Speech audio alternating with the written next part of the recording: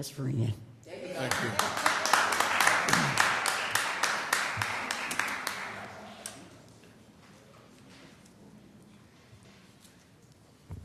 Good evening. My name is Quincy Murphy, and I reside at 322 East Myrtle. And I was privileged to sit in on the budget hearings. Majority of them, they was real long, but I was able to learn a lot. One thing that really got me with the budget hearing was the police millage. I didn't understand that if you guys, the voters voted for the police millage, and I think it was 5.2 million, that you guys were reserving the police millage funds, I guess, to roll over to the next fiscal year. So I don't understand how you guys want to lay off police officers when the voters voted for a police millage. So I think that should go specifically towards saving those police jobs. I really wasn't for the police millage when it went down, and I voted no against it. And then if I had to do it over again, I'd do it again. Because the simple fact that I knew we was going to get to this day to where the voters was going to vote for a millage, that the money wasn't going specifically towards that fiscal year millage fund. So if you guys could clear that up, why that the voters voting for a millage and the money is not going specifically for that cause. Also, I've been working in the community for some years, and I work right down the street from her on Moore Street. I do a lot of work in Dewey Park, and I don't mind sharing community service work to come help. Matter of fact, Saturday I was up on top of the roof in Dewey Park getting ready to strip it down to repair the roof. We don't know how we gonna pay it, but we ain't looking for the city to do it because we try to be solution driven. But on the same token, while we dealing with this budget for the next 2 years, we still dealing with the neighborhood and the blight and the disaster of the vacant lots and the vacant houses, and this sermon that I'm preaching ain't something new. I do this every year, year after year after year.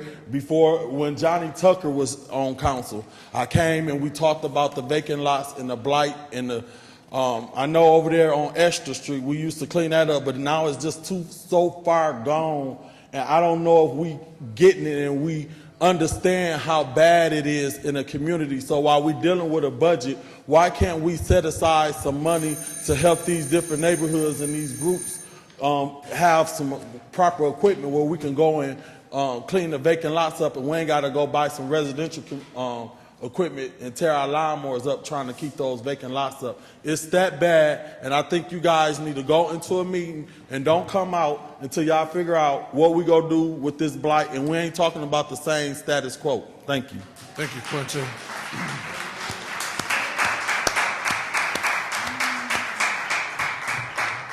My name is Lathan Jefferson. I reside at 2812 Lewis Street. They claim they're not going to cut the grass but once this year. Last year on Fleming Road, the grass had gotten so high, the young ladies had to walk in the street. So 2 of them got hit. 1 of them got knocked up in the air. When the police came out to find her, in order to find her in the high grass, he wound up stepping on her. She is now wearing the skull of her head inside of her stomach, going through rehabilitation. You don't cut the grass, you're going to get all these rats, the raccoons, and everything else. Now, the water is giving people rashes, and some women are getting vaginal infections. I've contacted D.C. You're not going to get anything at this meeting. You're going to have to contact Washington, D.C., and you're going to have to file a complaint with Eric Holder's office. Everybody in this room is wasting their time, including me, coming here. Thank you.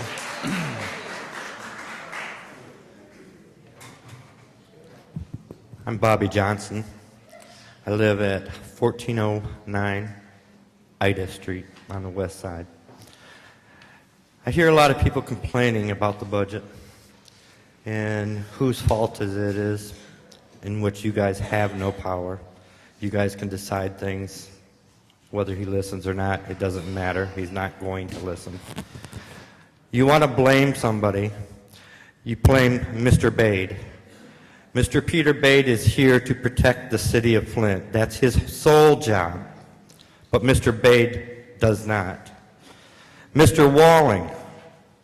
Mr. Walling is all for the emergency manager. Mr. Walling is all for what Rick Snyder has done. You want to blame anybody, you blame Dane Walling. Because Dane Walling, the day after he was reelected, they sent out a letter and they explained why they were taking over the city again. And it was because Dane Walling refused to follow the last emergency manager's plan. Dane Walling is the one that the first thing when he got into office, he gave away the city towing, which was making a profit. Dane Walling is the one that lied to the police and got their support and then turned around and laid a crap load of them off, and I don't remember the numbers.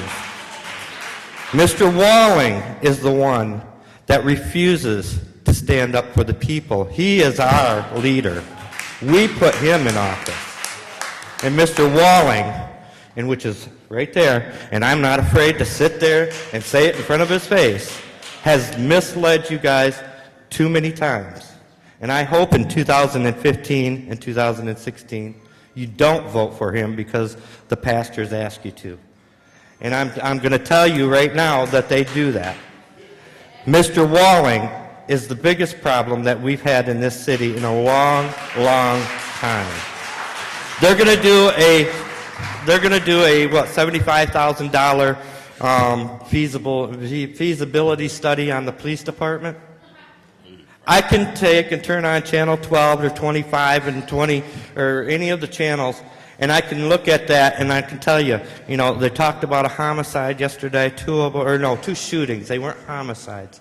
I'd like to know how many shootings we actually have every year. But we don't need a feasibility study to know that we need our police department.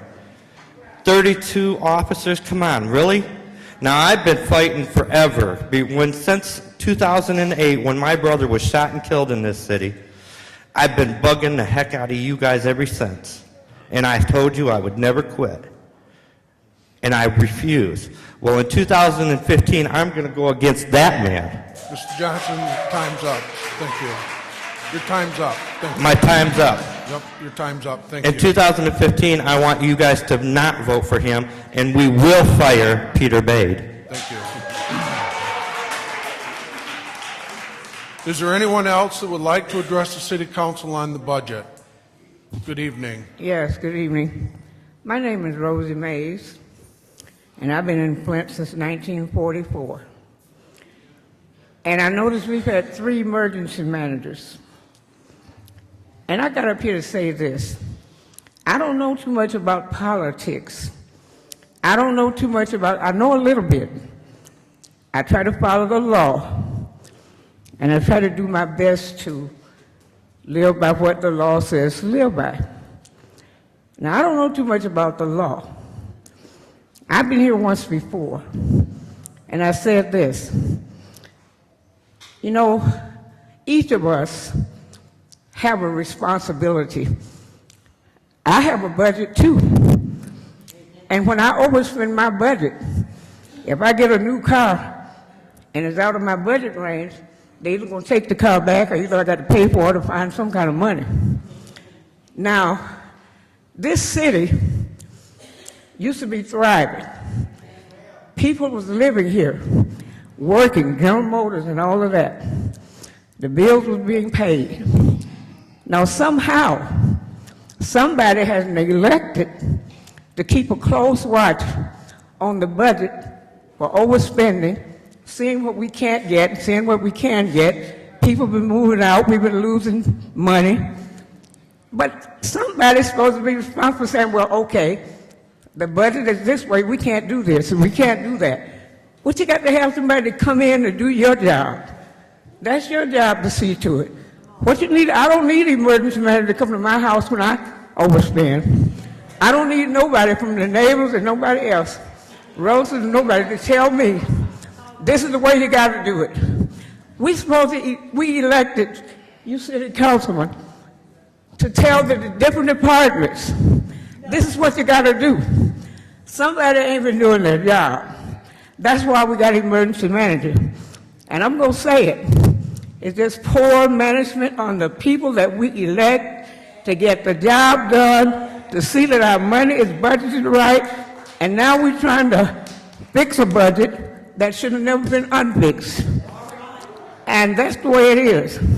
Now, like I said before, I don't know too much about budgets except my own, but I know somebody should. And I'm going to say it for the last time, maybe not the last time, but tonight. I know what Jesus said, and I heard Mr. Brown, a young man that was up here, somebody needs to turn to God. If my people, that's in 2 Chronicles, chapter 7, verse 14, if my people who are called by my name, and that's all of us, would turn from their wicked ways and pray and seek my face, then I will hear from heaven. God don't go back on his promises. And I'll heal the land. He don't go back on his promises. We need to pray, people. We need to ask God, help us out of this dilemma. God does not go back on his promises. I know. I can tell you without a doubt what he's done. They said I had incurable cancer. Couldn't be cured. Could not be cured. I went and had the surgery. People prayed for me. The next day they said it disappeared. Who did that? Not the doctor. Nobody. God does not go back on his promises. We need some prayer in this place. Miss Mays, your time is up. And I'm going to say this, and I'm going to sit down. Yeah, I talk a lot, but I just can't help telling you about if we prayed more for the city of Flint, and I'm part of the city, we'll get more results. Turn to God. Thank you.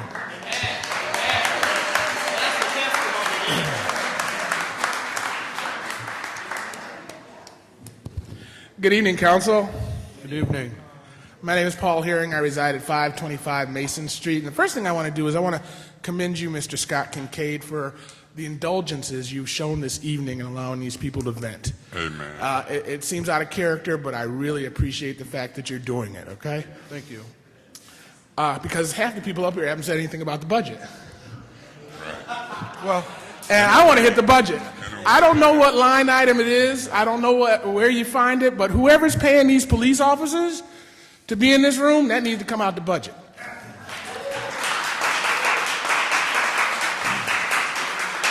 Whatever line item you put that $75,000 in for a study over the police department, that needs to come out the budget. I think you guys need your raises. I really do. And I think the positions need to be paid for. The emergency manager can make $140,000, $160,000 on our backs. The people that are supposed to be representing us, the people that are doing the jobs that we've hired to do should be paid properly. $215 a month or every two is an insult. Is an insult. So you need to put your money back in the budget. My issue with the whole thing, again, and it's been said time and time again, is this is not your budget. Josh, I know you probably put some deep hours into crunching numbers and making suggestions, and I'd be curious to hear you tell us what suggestions that you made that the emergency manager adopted. I'd like to hear that from each of our council members. You all made suggestions in this process. There was a budget hearing. Tell us that you asked for $25,000 for the nuns. Right. And that they said no. Right. Tell us that you asked to get a $50 tax break on the water bills, Right. and they said no. Right. Tell us that you wanted them to reduce the affidavit from $450 to $250, and they said no. Right. Right. This isn't your budget. Should be. If you vote for it, shame on you. Right. If you vote against it, you're wasting your time. If you do less than abstain on this vote, if you do less than refuse to put blood on your hands, I'll be disappointed. Abstaining is the only way that you can make your point. Abstaining is the only way that the city of Flint and the people in the city of Flint are going to see that you're not in control. And it's going to happen anyway. Remember, in all things purely social, we can be as separate as the fingers. Yet one is the hand, in all things beneficial to our mutual progress. Thank you, Paul. Thank you.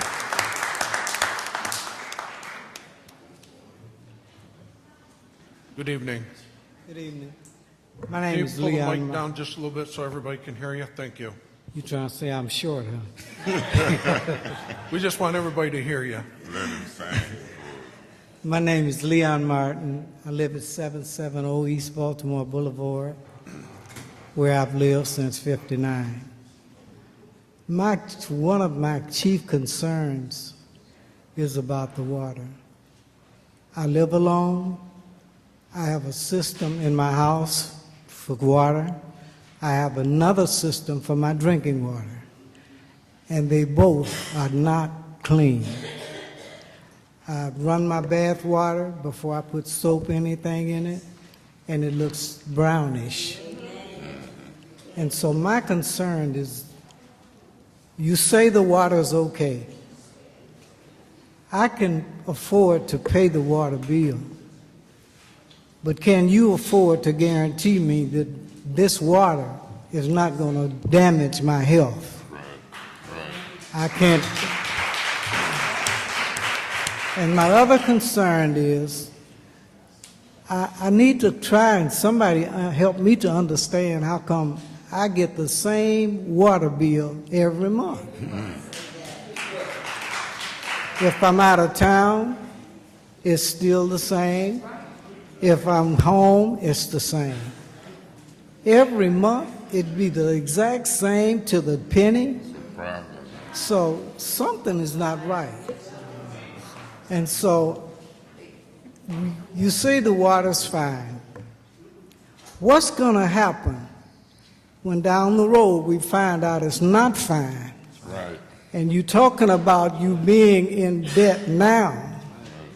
You're going to have mammoth amounts of lawsuits because the water is not safe. Thank you. Is there anyone else that would like to address the City Council on the budget? Is there anyone else that would like to address the City Council on the budget? Yeah, we getting there. Good evening, Mike. I'm Mike Kilbrath. I'm the president of the Flint Area Chamber of Commerce, and I've got my phone with me because I'm on baby duty. My daughter is going to have my first grandchild any minute now, I hope. So, Congratulations. I've been fighting for this community for a long time. I want to make it a better place for our children. I went to the state Senate last week, and I had testimony in front of the state Senate Banking and Finance Committee, and I came away with it with a couple of job offers to be a lobbyist, because everybody told me, you can't get this bill passed. And I used a little bit of that Flint pride, that our community is hurting.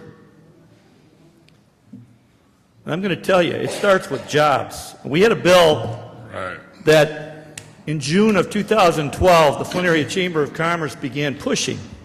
Some of you are aware of it. I'm starting a speaking tour tonight. I'm not dressed like I usually am, but forgive me because I have my phone here. But I have a grandchild. I'd like to make this a better community for. My wife and I have 4 kids. They're in this community. I like it that way. I could take a lobbyist job. I could leave. I want to make this town better.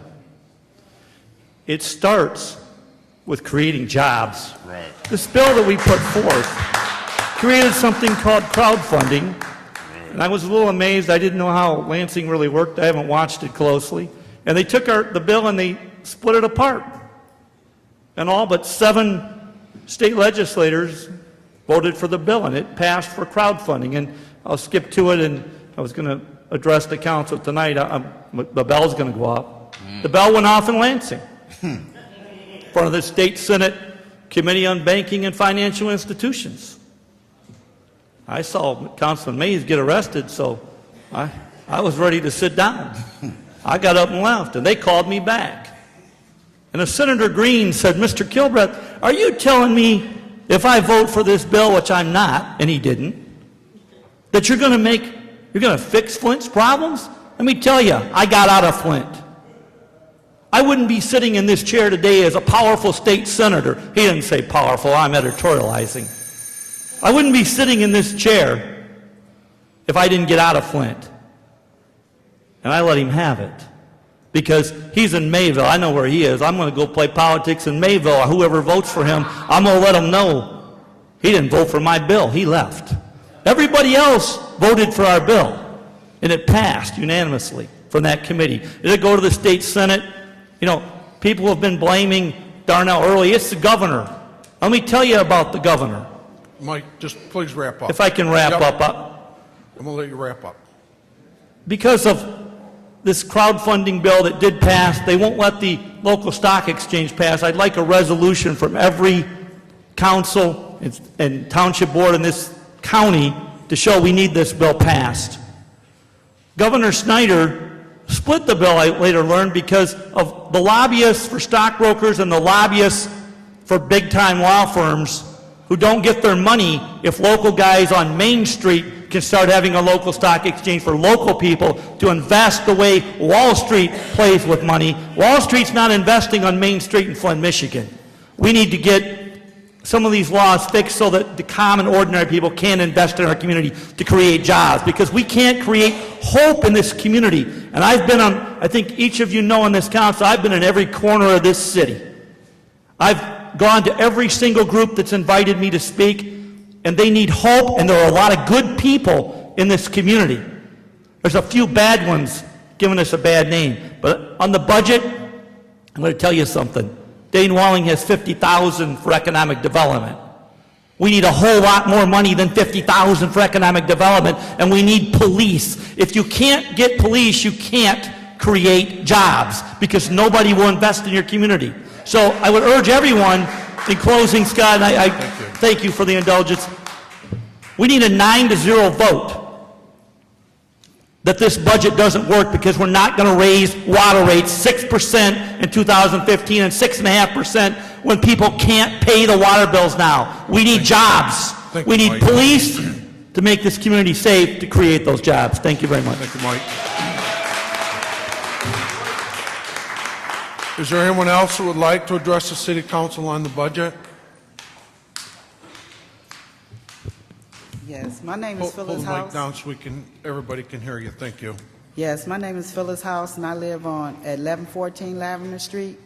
And I like to complain, like everyone else, about the water bills and the consumer bills and the high grass down here on Flushing Road, across from the old fire department. The grass is so high down there by the Sunridge Apartments that anybody trying to pull out that parking lot there can get hit.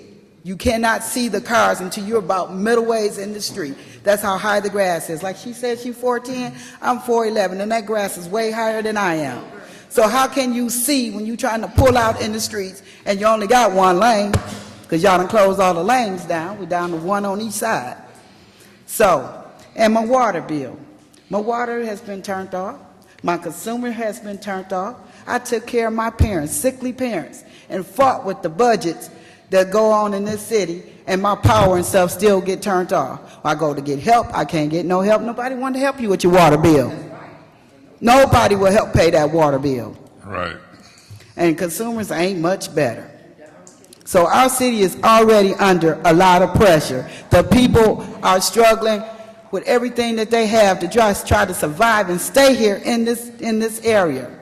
You know, and I like to thank Councilman Mays from my heart for all that you did when our family was in need. You came there. I'd like to read this to you. Special thanks. The family of the Mary B. Moore, the resident of Flint for 60 years, would like to thank Councilman Eric Mays of the 1st Ward for his support of our family during our time of bereavement. Your kindness is expressed Your kind expressions of sympathy will always be remembered. And we thank you from the bottom of our heart because you truly is a councilman of the people. Thank you.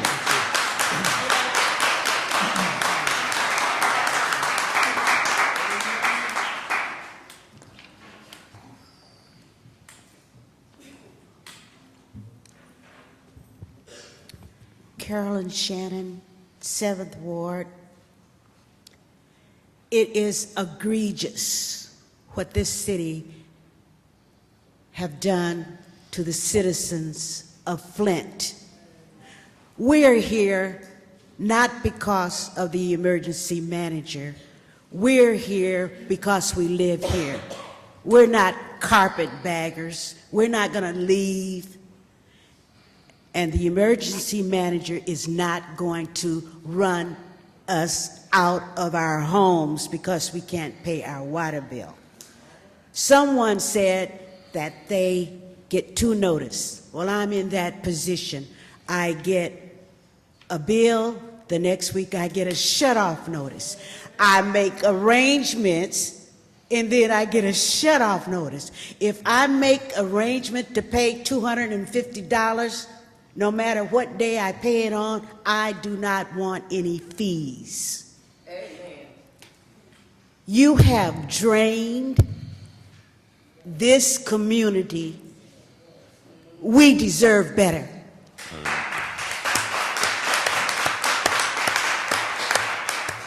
And I'm going to tell you, I love this city. I love the people that live here. I'm not going to say I had a ball living in Flint. I have enjoyed a great life. The people seem to love me, and I love them back.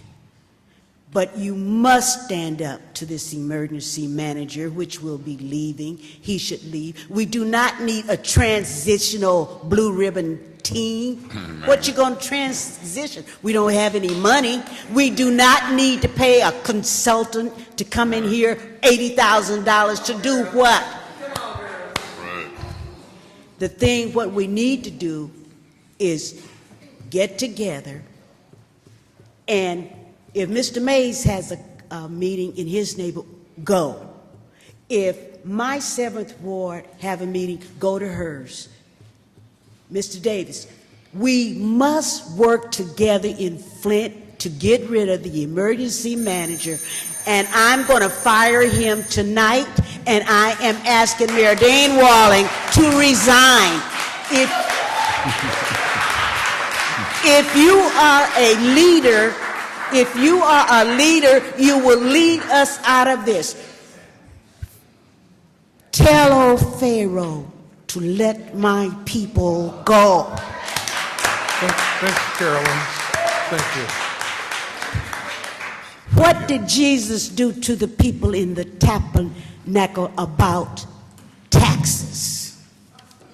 Thank you very much, Thank you, Carolyn. Mr. President.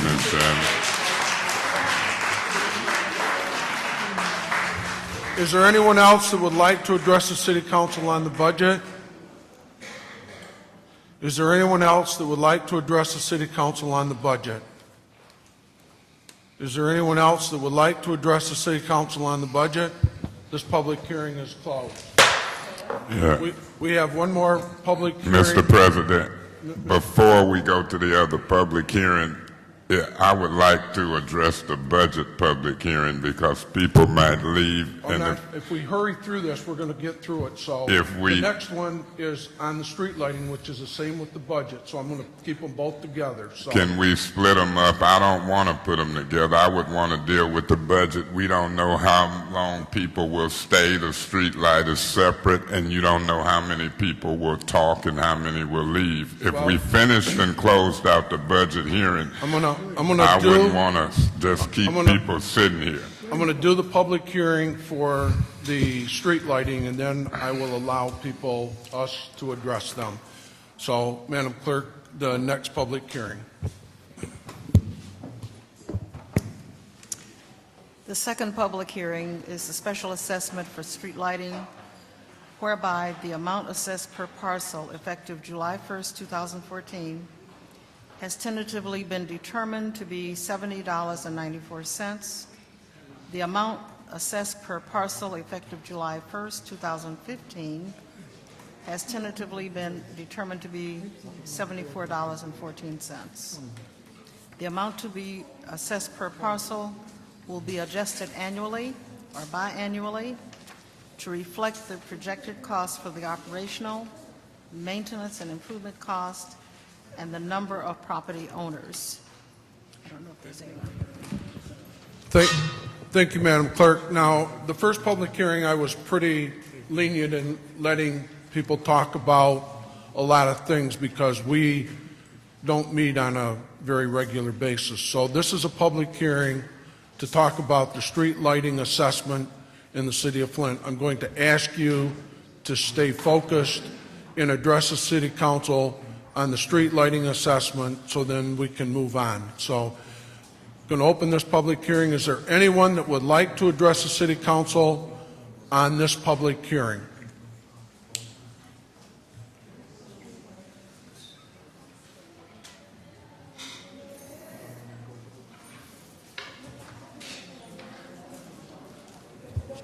Thank you. My name is Chris Del Moroni, and I live in Flint, Michigan at 722 Dickinson Street. My concern with this is that every year it continues to rise, and I believe it will continue to rise. If you take note on the this notice that was in the back there, and it says take notice under the third one, it says that the amount to be assessed per parcel will be adjusted annually or biannually to reflect the projected costs for the operational, maintenance, and improvement cost and the number of property owners. And we know that as we go on into the future, we will have fewer property owners here in Flint, Michigan. I don't know that it's sustainable as it's set up right now.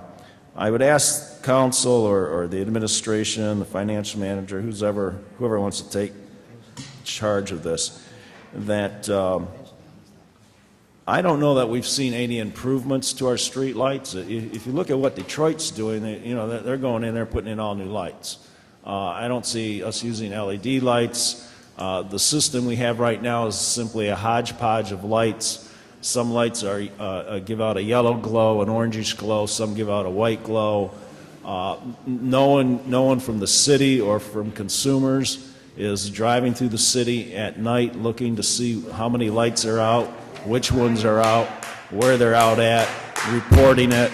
You can call in a street light. I've called in hundreds over the years, and all you do, practically you're wasting your time because you have to call them back. And consumers, from my understanding, according to the contract, is supposed to rebate to the city of Flint if the lights are out for a certain period of time. I believe it's 2 to 3 days. I don't know that that's happening. If it is, I'd like to see what the numbers are that consumers is rebating to the city for lights not being fixed in a timely manner. Additionally, if a light bulb is out, if the light is out, because each light pole is not metered individually, we continue to pay for that light as if the light were working. Now, imagine if you're in your house and you turn your lights off in your house and consumers could have the ability to still charge you for light usage. I mean, it's unbelievable. Something needs to be changed. Thank you. Is there anyone else who would like to address City Council on the street lighting assessment? Yes, it's me again. I need your name and address. Lathan Jefferson. Thank you. Lewis Street. The city of Flint has 40,000 lights. 20% of them do not work. Consumers, as of 2 years ago, had one truck to fix all of Genesee County lights. I got that from one of the gentlemen that was driving one of the trucks, that after he come down off the pole, I spoke to him. You don't believe me, you can ask Miss Kay Muhammad. She's over that. I picked my daughter up at Burston Field House. We drive down Saginaw Street. One night we counted the lights from Pearson Road to Carpenter Road. We counted 50 lights. The next night we counted how many were out. 30 lights were out. We're paying for 40% of the lights that do work. The rest of them do not work. When you had the gentleman that is retired now, I went down and I asked him, I says, when's the last time you were down on Flint Avenue A at night? He says, last November. Don't get me wrong, and I don't mean this racially, but ain't no white man going up Avenue A after dark. Thank you. Is there anyone else who would like to address the City Council on the street lighting assessment? Again, I need your name and address for the record, please. James Moore from 4709 Wisner Street, my mother's house. Earlier, I'm going to try to quote these words, and I hope I get them as close as possible. But Mr. Freeman from Ward 4 had stated at an earlier meeting this summer that the majority of his district, they have the lights on, but not a lot of people living in the area. At least he goes out and do an assessment to see where money is being wasted in the budget. So I know that he's putting a lot of planning into the budget to try to get it right. Thank you. Is there anyone else that would like to address the City Council on the street lighting assessment? Hello, President. It's me again. Stick with the street lighting assessment, RL. Thank you. My name is R.L. Mitchell. I reside at 3512 Mildred Street on the corner of Pasadena. About these street lights, they're all supposed to come on automatically. I noticed when it only get dark around 9:30 to these festivals downtown, I was waiting for the lights to go out before I can make these celebrations in this, what you call that? But yeah, I noticed the lights come on automatically, but now since the time, see, you only got 3 hours before it be 12 o'clock. In the system, you don't erect these automatics. Hey, I'm trying to say about this, man, you can correct it, but I wanted to say, you got the right plan back to the bricks in grand blank. Because what we need is a war in this city, then you can rechange them lights. Whoever thought of that idea, put back to the bricks in grand blank. Yeah, one fight break out there, then you get that light correction straight. You drunken heathen. Thank you, RL. Is there anyone else who would like to address the City Council on the street light assessment?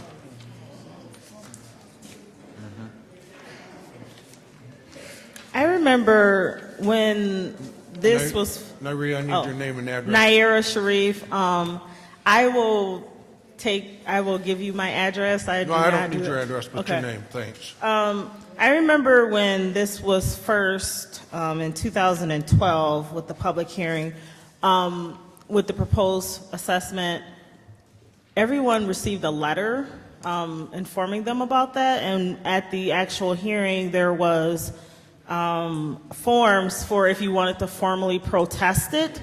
I would like to formally protest this increased assessment, and are there forms available for me to write that up, or do I need to download that? Because I really thought that there was going to be some sort of form here like there was the last time.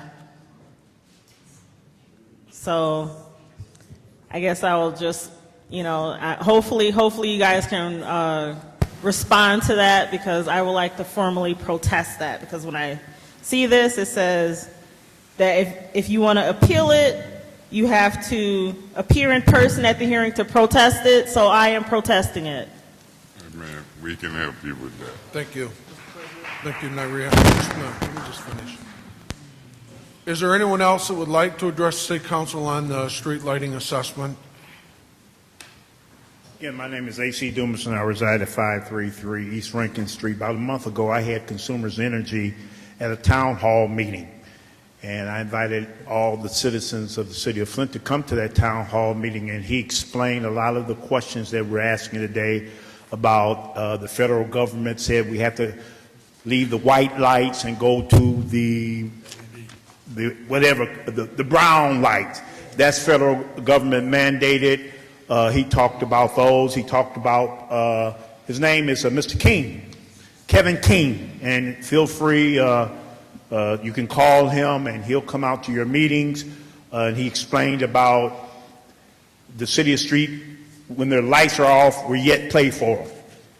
And if you see a light is off, you can't say on the corner of Leaf and Saginaw Street. You have to give a physical address, a physical number address, and then they'll come out and repair those lights. And the reason I knew that because on Avenue A and Rankin Street, down the street from me, it was a light off and they never repaired it. And when I finally called him, he said, AC, give me an address that is nearby and they'll come and repair it. So I just wanted to kind of let you all know that about consumers. And I'm against the proposed increase. I was against the other one over at the dorm when we had that public hearing. And Nair is right, it should have been forms. At least that's what they did over there. Now maybe they didn't got lax. They won't have forms for us to protest. But there should have been forms here, and those forms are submitted. And I think maybe the city attorney, since he is the city attorney, when I sit down or at the council behest, he will explain to us about the forms, at least what's the difference from this public hearing with the lighting and the last public hearing. And I don't want to say anything that may not be true, but at the last one we had to fill out forms to protest, and it would go to whoever it went to, the governor or whatever went to, so they can have the comment on record. Thank you. Thank you, Mr. Dumas. Is there anyone else that would like to address the council on the street lighting assessment? That's not for you, Mike. I thought my time got short. I'm Mike Kilbreth, the president of the Flint Area Chamber of Commerce. And on the street lighting assessment, I would urge all the council members to send a symbolic message that you're for the residents. It's an illegal assessment as far as I'm concerned. One symbolic vote goes a long way to let people know that their elected leaders are behind them. What I would urge some of you to do is take a look, and Mayor Walling, I'll challenge you. You're a pretty smart guy. Maybe you can get on this and get excited. But, you know, I was reading the city charter, and I've pointed this out to Mr. Kincaid, even at a public meeting once, the last meeting before your emergency manager came. Take this public hearing that I think she alerted to in 2012 when you were under the control of an emergency manager. A public hearing by your Flint City Charter and also by state law has to be advertised in a certain way. Now, owning newspapers for many, many years, I know a lot about legal ads and how they're supposed to work. It goes way back to our founding fathers when they first started that printing press, and it was the watchdog over tax dollars, if you will. Now, this public hearing, according to the city charter in 1974 was created, it must be advertised, and this is the only community I have found in the United States, the National Newspaper Association backed this up for me, where it doesn't say a newspaper of general circulation, but if you check some of the people involved in writing that charter, they answer to the big boys at the Flint Journal. It said a newspaper not of general circulation, a daily newspaper of general circulation. I have continued during this emergency manager, and I keep reading the Detroit News, the Detroit Free Press, and the USA Today, which are the only three daily newspapers of general circulation which meet the legal definition of a newspaper to advertise your legal ads in. And I would challenge that everything done by this emergency manager and his predecessors as emergency managers were a violation of the law, and there's a penalty that includes prison. You need to take and get a group together to get something done, to unturn some that's done, including unturn the financial problems that the emergency manager had, and make him take his 180 grand and chip in toward the damages that he caused by not properly advertising this public hearing for street lighting and every other public hearing that's been before this council. Thank you. Thank you.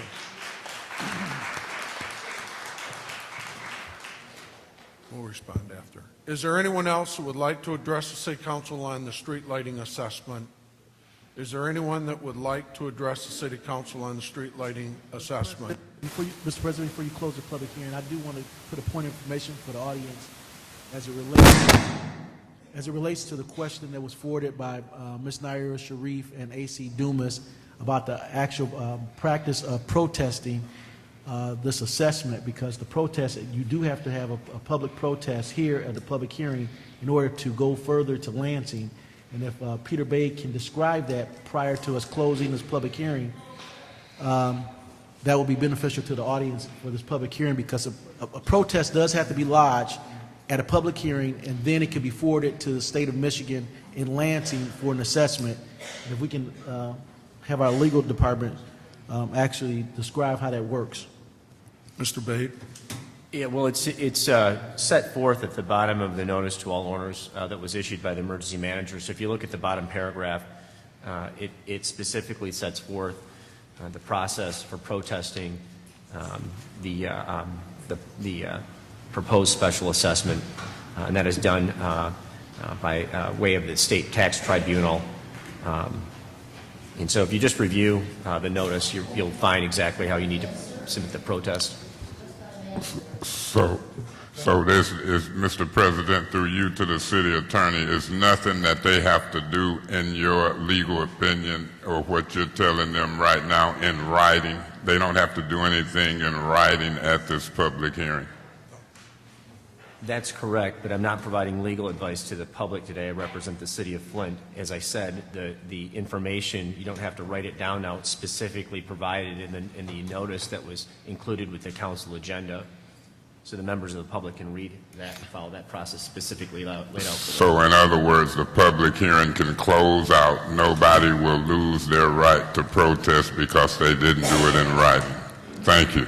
Well, just to piggyback on that, to make sure so the public will understand that what's just happening is that we have very little control of this assessment because of the emergency manager, but that does not forfeit your right as an American citizen and a citizen of the state of Michigan. Pursuant to state statute, and the emergency manager does not have authority over state statute. He cannot overturn state statute or ignore state statute because he's presently here because of a state statute. Currently, under the state of Michigan, if we have an assessment in a municipality such as this, and if you lodge a protest to that assessment at the public hearing on a municipal level, it affords you the opportunity to forward that protest to the state of Michigan. So if you do have a protest, you should say, I protested, much like Naira Sharif, that's been placed on record and filed. I think A.C. Dumas has also done that protest, but then it gives them an opportunity to move it forward to the state of Michigan and says that this street light assessment should be rejected on the state level. And I think what Mr. Bay said at the bottom of the description is given there, but I wanted to make sure before we close out this public hearing that I didn't want anybody that protested this not have the opportunity to move it forward to the state. So I think if a verbal commitment says, I protest, my name is such and such, you guys can now then take it to the state of Michigan. I don't disagree. I don't disagree with anything Mr. Neely said, and what I was being careful is I'm not your lawyer, and so I'm not providing you legal advice, but what I am telling you is that the process is specifically explained at the bottom of that document. If you'll review that.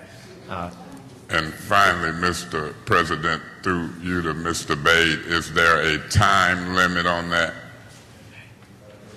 The information I will read specifically from this, the property owner or any person having an interest in the property subject to the proposed special assessment may file a written appeal of the special assessment with the state tax tribunal within 35 days after confirmation of the special assessment roll if that special assessment was protested at this hearing. So within 35 days? Yes. If that special assessment was protested at this hearing by that person and or by anybody or by that person? By that person. So two people have protested and have that. And would that assessment, appeal, and protest be specific to those two individuals? It would. Yes. And they'd have 35 days. Thank you, Councilman Neely, for raising that issue. I appreciate that. No problem. Is there anyone else that would like to address the City Council on the streetlight assessment? Mr. Herring? Good evening, Paul Herring, 525 Mason Street, and I had a advise everybody in this room to get up and stand behind me. I protest the street assessment.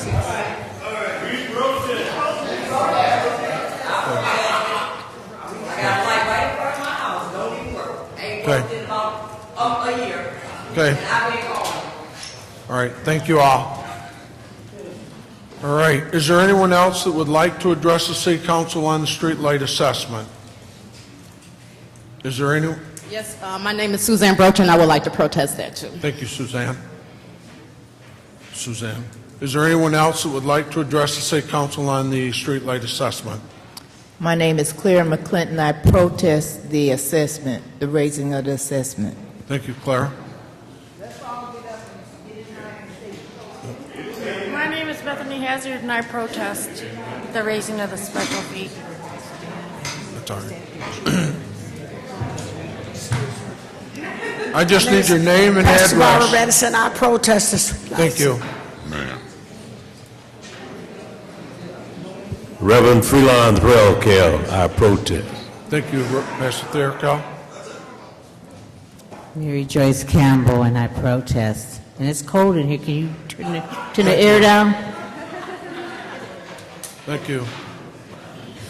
My name is Barbara Biggs, and 713 East Court Street. I protest. Thank you.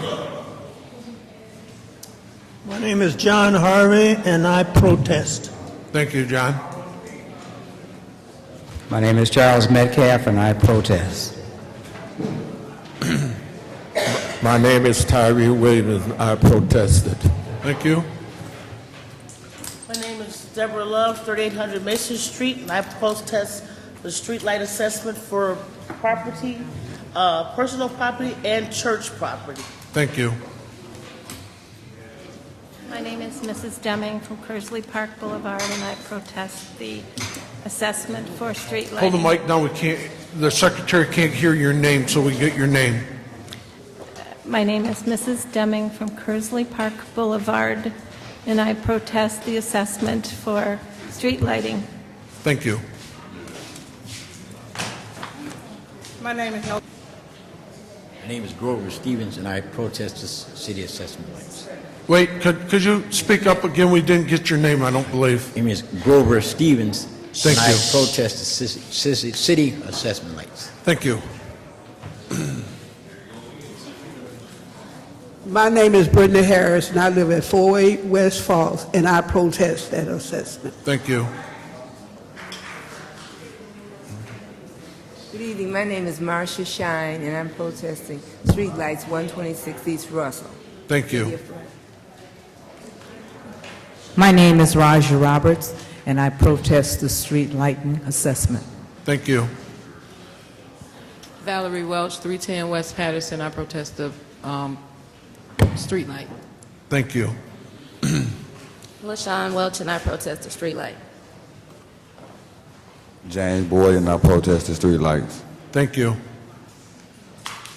Phyllis House, I protest the streetlights. Thank you. My name is Willie Gibson at 6622 Orange Lane, and I protest the streetlights. Thank you. Yeah, my name is Eric Mays, 125 East Russell. I protested, and then I also protested as the First Ward City Council person. I protested. Thank you. My name is Nellie Cole, and I protest. Thank you, Nellie.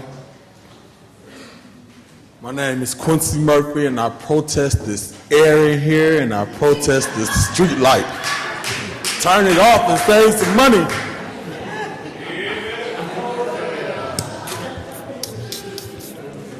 James Moore, I'm in protest of the injustice that's coming down on the city of Flint and the people. It's a shame that they're going to try to raise the lights up. My name is Margie Scott, 401 East Moore Street, and I have a street light right in front of my house, but it don't shine too good. But I protest. Thank you. My name is Angela Hickman, and I live on the north side of Flint, and I protest them lights, and I have a light in front of my house that's been on for a year. I have tried to get consumer to come out there and fix it. They have not done anything to do it yet. I protest. Thank you. My name is Monica Galloway, and I protest the lights too. My name is Rosie Mays, and I protest the street lights assessment. Okay. Mr. President, my name is Councilwoman Jackie Poplar, 3921 Winona Street. I protest the water rates, I protest the garbage assessment, and I certainly protest the street light assessment. Thank you. Brian Noden, 754 East Bundy Avenue, and I protest the water rates, street light assessment, and the garbage fees. Okay. Anyone else? Councilman Davis, 328 East Patterson. I protest the high water rates. I protest the street lights assessment as well.